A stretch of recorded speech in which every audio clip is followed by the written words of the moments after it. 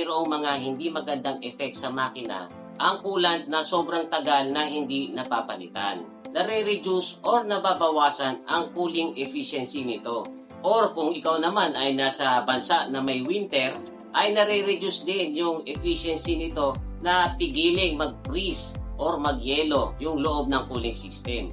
As we all know, dito po sa Pilipinas ay wala namang winter, kaya ang purpose talaga sa atin ng coolant ay panatiliin yung normal na operating temperature ng isang makina, which is around 195 to 220 degrees Fahrenheit. So, pag lumang-luma na yung coolant nyo or pa-expired na, posible na mas tumaas ang temperature niyan na mauwi sa pag-overheat. Sa ibang bansa naman na may winter, kapag pa-expired na po yung coolant ay pwede po yung mag-yelo. Yung coolant sa loob ng makina at saka dun sa radiator, kapag po yan nag-yelo, kaya po niyang i-crack yung radiator saka yung engine block. Tapos ang nalulumang coolant po ay pwedeng maging cause ng pagbabara dun sa mga malilitang butas ng radiator, ng engine block, pati na ng cylinder head. Kasi guys, ang mga coolant po natin ay mayroong anti-corrosive and lubricating additives na nagpe-prevent sa loob ng cooling system natin na kalawangin. Tapos pinapanatili din ito na maayos yung andar or yung ikot ng water pump.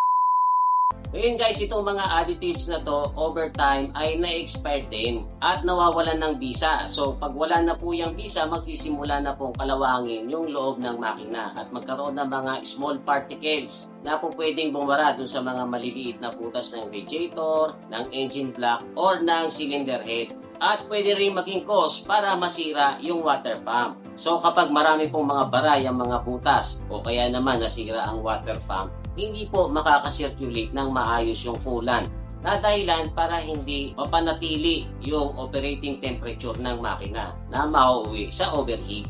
Isa pa guys, ang coolant na na-expired na ay nagiging acidic din. At kapag nangyari po yan ay makakasama po sa mga plastic at rubber parts ng cooling system natin. Tulad ng mga radiator hose, yung thermostat, mahalaga po yan. Pati na yung takip ng radiator. May mga parts po yan na gawa sa rubber. Tapos yung reserve tank natin or yung reservoir, gawa naman po yan sa plastic. Lahat po yan ay pwedeng masira kapag naging acidic yung coolant natin dahil sa kalumaan. At isang pyesa lang po sa cooling system natin ang magluko or masira ay pwede na po yung mag-cause ng overheat.